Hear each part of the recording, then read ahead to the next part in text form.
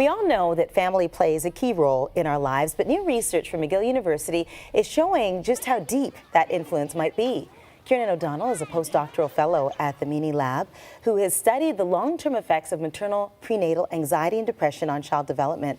And we're so pleased to have him join us now. Good morning to you. Well, good morning, Marcy. It's a pleasure to be here. So you're saying that aspects of family life can actually have an impact on genetic makeup. How so? What are we talking about here?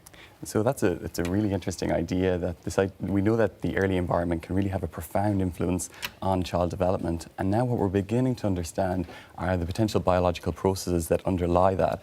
And it's a science called epigenetics, which literally means on top of genetics. And it's a layer of information that may help the environment communicate with the genome. What kind of information are we talking about?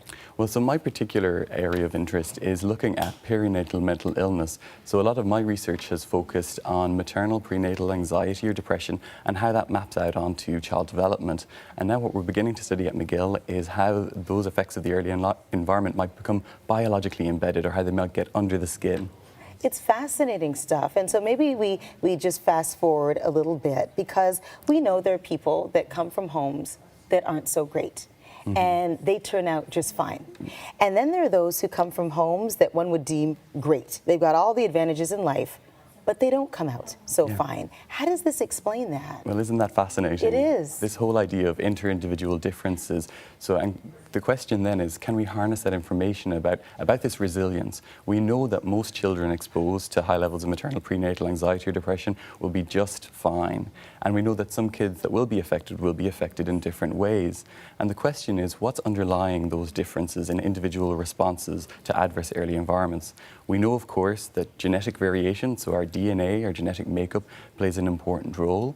But the question is, can we use that information to better understand the biology and ultimately to try and intervene and develop better prevention strategies? And that's a big question, Kieran. How do you get to the crux of it?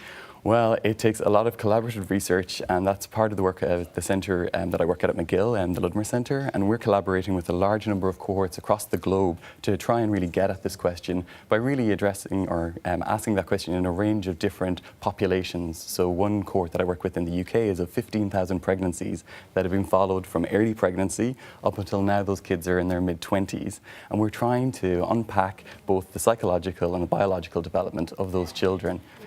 And it's a really tricky balance, because there's so much pressure on parents, on caregivers these days, given, work and that elusive work-life balance and everything else. So you're not saying that there's one specific type of proper parenting style. I know, it's very ironic. I'm telling people, don't get stressed about being stressed. Yeah, that's it. And that's what we want to avoid. As I said, I want to, reassure women and their partners that most children will be just fine. But we just want to have that conversation to make people aware that perinatal mental illness is an important consideration for child development, and that we all have a role to play, both in supporting the mother and making sure that we have an optimal outcome for the child. What a pleasure to have you here. This is just fascinating. It's been a real pleasure. Thank you so much. All the best to you.